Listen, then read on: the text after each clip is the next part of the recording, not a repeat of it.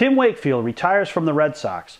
What are some of the best memories you have of Wakefield in his time in Boston? Hey everybody, it's Paulie. Welcome back to This Week in Red, where we're talking all things Red Sox in Major League Baseball. So after 17 years, Tim Wakefield has called it a career in Boston. He's finally retired from baseball. He's left the Red Sox. And you know, as you look back on his career, it's kind of a bittersweet career in Boston, I think, for most Red Sox fans. The guy was never a top-line, grade A starting pitcher for the Red Sox, but he filled many roles.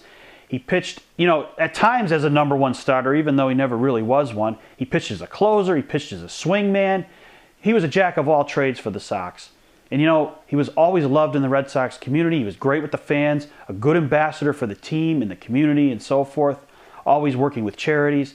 And he'll always be loved in Boston. And I think the biggest reason for it has to do with on the field, and that comes down to the 2004 ALCS.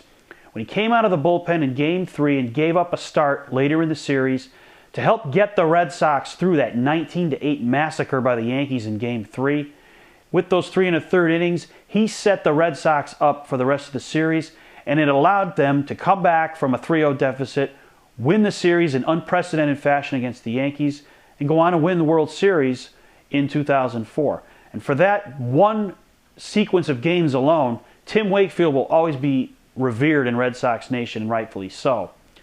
One other big memory that he had as in his time in Boston was 2003, when he gave up that home run to Brett Boone in Game 7 of the 2003 ALCS. But ironically, he was never blamed for anything in that game, because that was the Grady Little game. The game where he should have took Pedro Martinez out in the 7th inning, and he didn't do so, and the Yankees got a rally going, and it allowed him to tie the game up.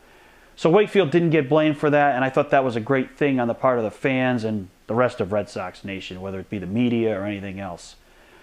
So Wakefield, I guess, if you sum it up, he had a pretty good career in Boston. I was never a big fan of his personally, but that mostly stemmed from the fact that I'm not a fan of knuckleball pitchers. You could make John Lester, who's my favorite Red Sox right now, a knuckleballer, and I'd probably figure out a reason not to like him too. But if you look at the body of work in Boston, he just about made it to the all-time wins record in Red Sox history, falling falling a few behind Roger Clemens in that department. He had hoped to get that record, but he didn't quite make it. But overall, Tim Wakefield had a great career in Boston, and I think he will always be well thought of when you think about the Red Sox in history.